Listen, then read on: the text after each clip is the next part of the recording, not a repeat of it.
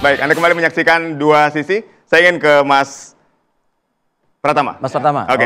Mas Pratama, tadi Anda sempat menyinggung soal kita nih saat ini belum siap infrastrukturnya untuk membuat tadi pakai nik, satu orang satu akun dan seterusnya. Belum siap nih kita saat ini. Iya, karena regulasi kita itu ternyata tidak jalankan dengan baik gitu. Coba sekarang nih, satu nik kan harusnya minimal 3 SIM card gitu ya.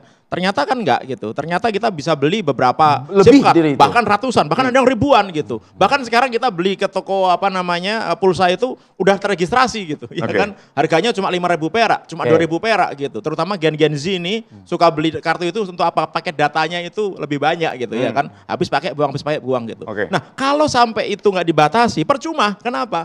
Karena juga orang-orang bisa menggunakan itu untuk registrasi medsos, akun medsos gitu. Kan akun medsos itu juga sebenarnya dia mikirnya kan semakin banyak pengguna, kan dia semakin untung.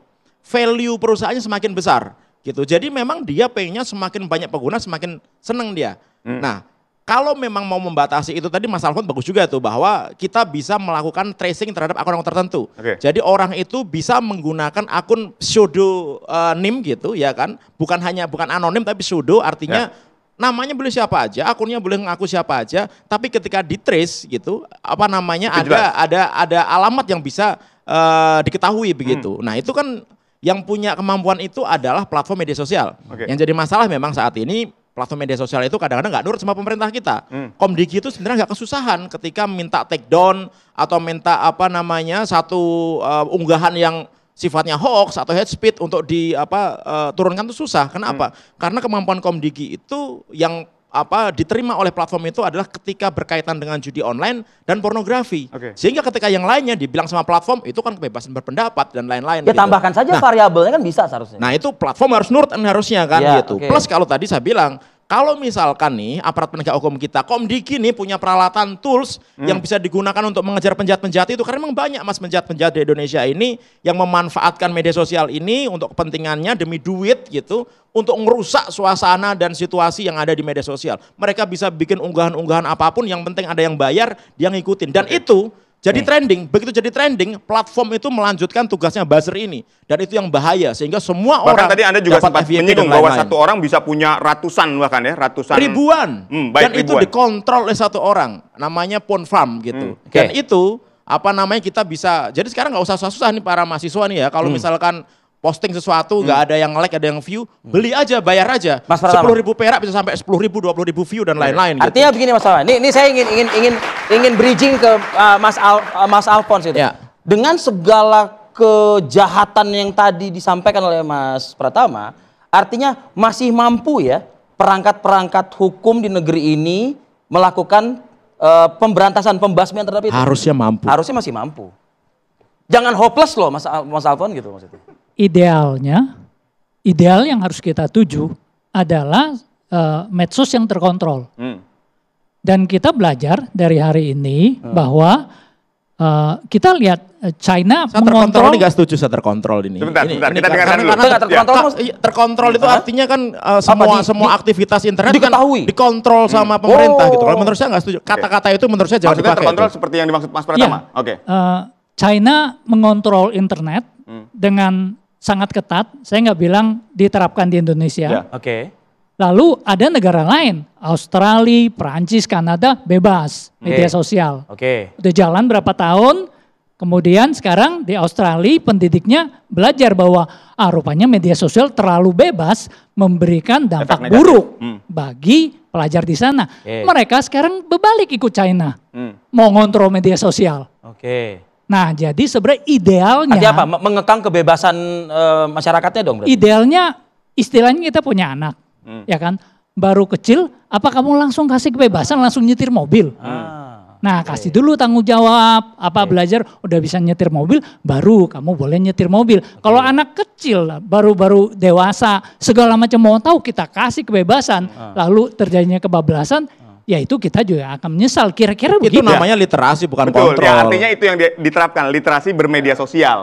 Pengontrolannya di situ menurut Anda? Dimulai sejak dini. Iya betul. Dan itu memang perlu dilakukan. Dan kenyataannya dilakukan. Dan negara maju melakukan di negara Australia, Prancis, Kanada yang tadinya bebas banget, nyata-nyata sekarang mereka batasin kok. Oke, artinya negara intervensi begitu. Negara intervensi dengan membatasi. Iya, mereka mengeluarkan peraturan bahwa di Australia kalau mau medsos kamu mesti ada ID-nya. Oke. Ah, udah ID tertentu baru boleh. Oke. Kalau enggak boleh. Oke. Nah, itu salah-salah. Di sana itu sukarela gitu. Artinya apa? Jadi ada satu akun yang dia memang secara sukarela mendaftarkan dengan ID-nya. Artinya apa? Artinya dengan kesukarelaannya itu, dengan mendaftarkan ID-nya dia bisa mendapatkan feature tertentu. Misalkan centang biru, atau ada fitur-fitur lain yang bisa didapatkan dan lain-lain gitu. Tapi kalau istilahnya mengontrol. Sebenarnya itu tujuannya. Kontrol. Tapi kalau Tujuan ngontrol bahaya. Jadi gini, ide ini begitu. dia dapat centang biru. Di internet kita nggak bisa ngontrol. Kamu cuma satu akun, dia pakai VPN. Dia pakai jalur lain. Betul. Gitu. Tetapi tetap mau nggak mau diikutin. Lu kalau mau centang biru, lu kasih ID lu. Ya itulah yang sah daripada diakui, bikin gitu. kebijakan yang nggak akan ada gunanya gitu, mendingan lakukan aja langkah-langkah yang kira-kira bisa membuat dunia media sosial ini menjadi dunia yang baik, enak ditinggali gitu. Maksud saya kayak gitu. Gitu. Bukannya justru malah di cut off lah gitu. Cut off ini nanti bahaya kalau Gen Z membuat gerakan loh nanti gitu. Mas Pratama, gini. Dikeroyok rame-rame di sini. Yang ingin saya tanya adalah ketika Anda tadi mengatakan bahwa ini bukan dikontrol. Apa bedanya sebetulnya? Mengontrol dengan mengatur. Itu kan kalau dikontrol itu artinya orang nggak boleh melakukan apapun. Mau ngomong dia pasti akan hati-hati ya ngomong ya. Nggak boleh ya kepada pemerintah ya. Anda ngelaporin apa nih? Itu kan dikontrol. dibatasi. Itu dikontrol. Kita nggak boleh ngapa-ngapain. Kalau diatur gitu bahwa kita nggak boleh ngomongin masalah hoax ya. Kita nggak boleh ngomongin masalah hate speech ya. Ada konsekuensi hukumnya di sana ya. Hati-hati ya. Kita batasi dengan regulasi. Itu mengatur maksud Tapi Anda? bukan represif. Ketika orang mau melakukan aktivitas kritis terhadap pemerintah tiba-tiba Bukankah dikejar itu dan sudah lain-lain. diterapkan oleh negara kita saat ini kan? Himbauan-himbauan itu kan sudah diterapkan kan sebetulnya? Ya sebenarnya iya, yang jadi masalah adalah tidak semua orang punya pikiran bahwa media sosial ini harus kita jalani seperti kita hidup di dunia nyata. Ya kan, sehingga banyak orang-orang yang merasa media sosial ini bebas sebebas-bebasnya. Nah itu yang nggak boleh, maka literasi digital dari mulai kecil diterapkan. Yang kedua, banyak penjahat-penjahat itu yang harus ditangkepin sebenarnya. Kemarin pendekatannya cukup elegan saya lihat. Bahwa ada platform media sosial yang disalahgunakan tanda kutip yang tadi disampaikan oleh Mas Oleh, menghimpun massa, ya kan? Lalu dia sukarela tanda kutip, ya kan? Kita hilangkan dulu live. Pendekatan-pendekatan seperti itu yang kita perlu apresiasi. Jadi daripada misalkan pemerintah yang bilang stop nggak boleh live, enggak. Tetapi penyelenggara aplikasinya yang punya kesadaran gitu. Saya nggak tahu di belakangnya apa yang terjadi, tapi lebih bagus begitu, lebih elok begitu. Dalam kondisi tertentu ya kita katakan. katakan. Betul. Jadi kira-kira seperti itu yang harus dia bukan Cuma Mas Alfon, yang dikhawatirkan itu disamaratakan saja semuanya begitu loh. Nggak boleh live ya. Nanti untuk semua urusan nggak boleh live juga nanti. Buat jualan nggak bisa live nanti repot kenyataannya juga kan nanti. Platformnya yang nentuin, bukan dari pemerintahnya kan. Ini platformnya kok. Ya, platformnya yang mutusin kok, nggak bisa live, bukan dari pemerintah yang melarang. Ya sebenarnya itu ada request juga dari pemerintah gitu supaya untuk ada pembatasan akses karena saat itu kan memang gila-gilaan. Sebenarnya live itu nggak ada masalah, yang jadi masalah ada orang-orang tertentu yang dia source-nya diubah dari kamera menjadi komputer gitu sehingga yang di live-kan itu sebenarnya bukan yang ada di Indonesia. Yang di live-kan itu konten-konten video rekaman yang isinya itu memang huru-hara dan lain-lain yang seolah-olah itu kerusuhan di Indonesia. Itu memancing. Nah, itu orang-orang yang harus dikejar, penjahat-penjahat itu yang harus dikejar. Jangan ngejar orang-orang yang dia memang mau nge-live-kan sesuatu yang benar gitu, tapi dianggapnya dia salah ikut-ikutan sama yang jahat itu gitu. Ya, tim siber kita kan sudah bekerja untuk itu. Menurut Anda penegakan hukumnya masih kurang? Ya kurang banget kalau menurut saya. Kalau misalnya penegakan hukumnya sekarang baik gitu, kita sekarang santai hidup, nggak ada scam, nggak ada penipuan, nggak ada lain-lain.